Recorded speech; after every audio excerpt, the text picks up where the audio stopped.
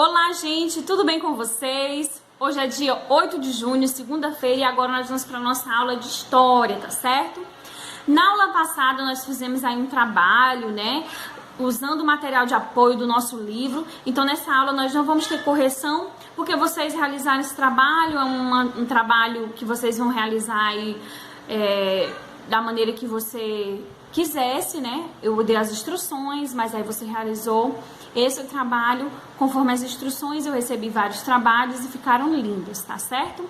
Agora nós vamos dar continuidade a esse capítulo estudando mais sobre os povos indígenas, tá? A gente estudou um pouco, né, falando sobre quem são esses povos, né, onde eles vivem, como eles se localizam e onde eles se encontram hoje no nosso país, né. Sabemos também que eles são os primeiros povos a habitarem aqui o território brasileiro. Então, quando os nossos colonizadores portugueses chegaram, eles já habitavam, então eles são um povo nativo do Brasil. E hoje, nessa aula, nós vamos aí ver um pouco sobre a organização social e política dessas comunidades indígenas, né, hoje, como elas funcionam hoje em dia. Também um pouco sobre os costumes dos indígenas e as suas atividades econômicas. Então, prestem atenção na explicação, veja tudo direitinho, vá acompanhando aí pelo seu livro integrado, para a gente aprender um pouco mais sobre os povos nativos aqui do nosso país, tá certo? Vamos lá! Bom, gente, a organização social e política dos povos indígenas, né? É muito comum a imagem de que as sociedades indígenas, elas são muito simples e com um funcionamento nada complexo. Mas essa ideia deixa de avaliar os vários aspectos que possuem essas sociedades, como um sistema político que se alicerça em determinados elementos e uma organização social também complexa, tá? As relações de trabalho desenvolvidos entre os índios destaca a ideia de vivência em comunidade. Então, a gente vai observar aí nesse estudo um pouco sobre o papel dos homens, das mulheres, né? O espaço das crianças, se existe ali algum líder, né, que fala para a comunidade e pela comunidade. Então, a gente estudando principalmente como eram essas sociedades, né, e como elas são hoje, como elas se organizam hoje em dia. Então, eu aconselho você a fazer a leitura aí dos textos, tá? Da página 223, faça a leitura, observem aí nessas duas imagens, esses dois desenhos que estão retratando aí dois chefes tupinambá com os corpos adornados por plumas e a cerimônia religiosa dos povos tupinambá, tá? O alemão Hans Standen, eu não sei se eu estou pronunciando o nome dele certo, mas ele foi o responsável por essas gravuras expostas nessa página. E ele esteve no Brasil colônia por 2 vezes durante o século XVI. Olha só que interessante, né, gente? Na sua última vinda, ele foi aprisionado pelos Tupinambá e permaneceu com o grupo por 9 meses. De acordo com o relato dele, ele seria sacrificado em um ritual antropofágico, mas ele foi resgatado por um navio de franceses, tá? Então, havia aldeias com um só chefe e outras em que cada maloca tinha um principal. Um deles poderia ganhar prestígio e se fazer ouvir mais do que os outros. As decisões políticas eram tomadas coletivamente pelos homens adultos. Então, veja, gente, a diferença, né? Como a mulher, ela não participava das decisões políticas, né? E, hoje em dia, na nossa sociedade, né, as mulheres têm possibilidade de participar tanto das decisões, das escolhas políticas, como também se candidatar para ser uma líder, né, uma representante da sua comunidade. Então, voltando para a realidade dos indígenas, não havia regra mecânica de sucessão, ou seja, não era um rei, né, um pajé que morria e o seu filho ia substituir automaticamente, né? Embora os filhos dos chefes tivessem maiores chances de se tornarem principais, o acesso à liderança e seu exercício dependiam do longo processo de construção das unidades domésticas, das estratégias matrimoniais e das virtudes pessoais do indivíduo. O status era conquistado e não atribuído. Era preciso ser capaz de articular uma parentela forte, ser temido e respeitado como guerreiro e ser como os grandes chavãs, um orador eficaz. Então, você pode aí observar essas informações do texto, essas informações que eu estou lhe passando e fazer aí um paralelo com a nossa sociedade atual, como ela é, né? E como eram organizadas essas sociedades e grupos indígenas. Aí nós temos a nossa primeira atividade na página 224, tá? De olho no local. Você vai ler esse texto que vai falar basicamente sobre cooperação e solidariedade. Logo abaixo do texto, se você tiver dúvidas sobre o significado, você vai ver aí o significado logo abaixo do texto dessas duas palavras que estão em destaque, tá? Faça a leitura do texto, depois responda aí as duas questões referentes, tá? Você pode responder agora, dar uma pausa no vídeo, ou pode deixar para responder todas essas questões no final do vídeo, tá? Que nós vamos aí estar trabalhando todos esses assuntos. Agora nós vamos ver um pouco mais, né, aí sobre a vida dos indígenas, mas focando nos costumes dos indígenas, tá? Como são os seus costumes, seus hábitos, como eles vivem. A gente já pode observar no que a gente estudou, tanto no capítulo de História, como no capítulo aí de Geografia, que está fazendo aí bem um paralelo entre as duas, né? Elas estão tratando basicamente do mesmo assunto com abordagens diferentes. A gente pode ver, né, que os indígenas, eles se vestiam, eles tinham costumes bem diferentes dos portugueses, né? Principalmente, gente, observem, né? A cultura, o que eles tinham para fazer suas vestimentas, seus adornos, era o que eles encontravam na própria natureza, na mata, né?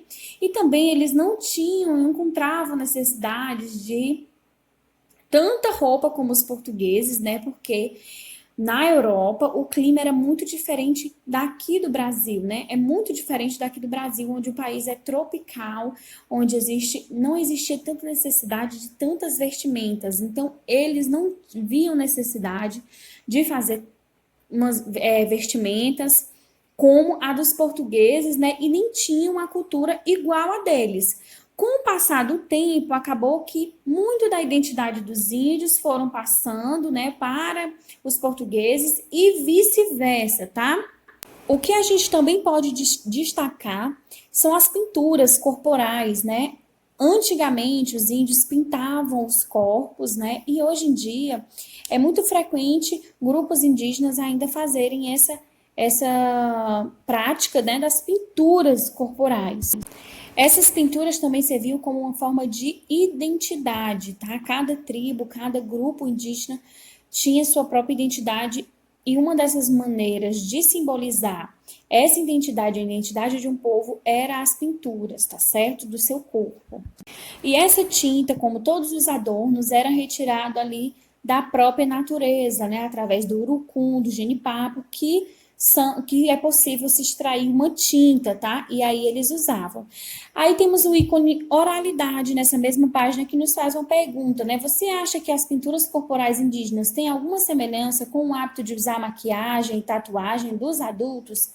Porque vocês acham que tem um pouco a ver? Será que isso é uma certa herança, né, dos povos nativos, dos indígenas, as pessoas fazerem tatuagens no corpo, as pessoas usarem pintura no rosto, né, as maquiagens? Vocês acham que tem alguma coisa a ver? Já pararam para pensar nesses nossos hábitos, né, de passar batom, de passar sombra? As mulheres, né, se maquiam, os homens têm a opção aí de fazerem tatuagens. Vocês acham que tem alguma ligação com os costumes indígenas, se é uma herança, né, dessa cultura indígena? Aí na página 226, gente, vocês vão encontrar também um texto, tá, no ícone mão na massa.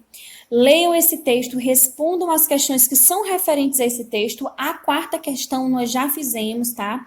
Que é aquela pintura do rosto, que é referente exatamente ao que a gente está falando agora, né?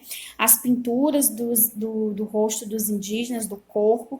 E nós já realizamos essa quarta questão. Você vai pular a quarta questão, vai fazer aí da primeira à terceira e a quinta e a sexta, tá certo? E nós vamos também ver um pouco sobre as atividades econômicas dos indígenas, tá? Como eles fazem para hoje em dia sobreviver, né? Já que a gente precisa do dinheiro para comprar diversos produtos que são necessários hoje para a gente viver. Então, vejam aí um pouco sobre as atividades econômicas presentes aí nesse texto, tá certo? Assim como um campo político, né, indígena, muitas vezes é tido como primitivo ou rudimentar, suas atividades econômicas são vistas também como atividades assim muito simples, né? Porém, as atividades econômicas indígenas estão totalmente ligadas ao seu entendimento de mundo, suas raízes culturais, sua conformação social. Então, o termo economia, ele pode ter vários significados, mas nesse contexto aí do momento em que nós estamos estudando, né, ele faz referência às atividades realizadas pela sociedade visando a supressão de suas principais necessidades. Então, para suprir as necessidades dos indígenas, eles utilizam a economia nesse sentido aí de trabalho, tá? Do que eles fazem para conseguir suprir suas necessidades comuns de todos nós. Todas as pessoas, né, precisam trabalhar para suprir as necessidades da sua família, dos seus filhos, dos seus dependentes. Então, no mesmo caso, é dos índios, né? Na questão dos indígenas, há a preponderância da agricultura, a criação de pequenos animais, dependendo da sociedade, a presença de trabalhos manuais e artesanais. E é muito importante, gente, a gente destacar, né, que essas atividades, de modo geral, elas são realizadas a partir de um entendimento que coloca a natureza como ponto central nesse processo. E por isso, as atividades econômicas indígenas, elas são sustentáveis e causam baixo impacto ambiental. Então, vejam aí, façam a leitura desse texto aí da página 27, 228, e percebam como é essa relação aí dos indígenas com essa questão da economia.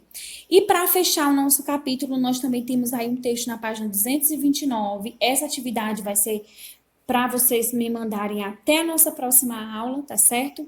Então, façam também a leitura do texto, leiam as questões e respondam, porque todas essas atividades, elas vão estar de acordo com o texto apresentado em cada uma delas, tá certo? Então, leiam com atenção. Bom, gente, como vocês estão vendo aí, nós já estamos concluindo esse capítulo que fala sobre os povos indígenas, tá certo? E na página 228, que eu vou colocar aqui, ó, nós temos o ícone Aprender Brincando, tá certo? Nesse ícone, você vai poder revisar os conteúdos aí estudados nesse capítulo, tá? Vocês vão encontrar no material dourado da página 41 e 42 essas imagens aqui, tá certo? Ó. Essas imagens, eu vou estar deixando aqui também para vocês, tá certo? Essas imagens onde vocês irão aí seguir as instruções do ícone Aprender Brincando, que vai dizer para vocês aí, né? Lá você vai encontrar um jogo da memória sobre os povos indígenas brasileiros. Depois é só convidar um amigo para jogar. Então, tanto você pode convidar aí um dos seus familiares, né? Pessoas que estão aí morando junto com você, já que a gente não pode sair de casa, né? Um dos seus familiares para fazer o joguinho da memória, aí vocês vão ver a imagem, tá? E a frase correspondente àquela imagem, tá bom? Tanto você pode jogar com alguém da sua família, como se não tiver ninguém aí disponível para jogar com você, você dá uma estudada para ver se você consegue aí associar as frases com a imagem correspondente, tá certo? Então, tira o joguinho, tá? Recorta aí as peças do joguinho. Tira uma foto, tá, de você com o seu joguinho e me envia para eu estar enviando também para a escola, tá bom? Então faz aí o joguinho, faz essa associação, uma maneira divertida para você tá fazendo uma revisada, tá? Nesses conteúdos que a gente estudou nesse capítulo, tá bom? No final do vídeo, a agenda para vocês copiarem, tá? Copiem a agenda de vocês na agenda escolar, dá uma pausa no vídeo, faz o acompanhamento direitinho dessas atividades, anotando aí na agenda de vocês, tá bom? Então é isso, gente. Um beijo, fiquem com Deus, até a nossa próxima aula. Tchau, tchau!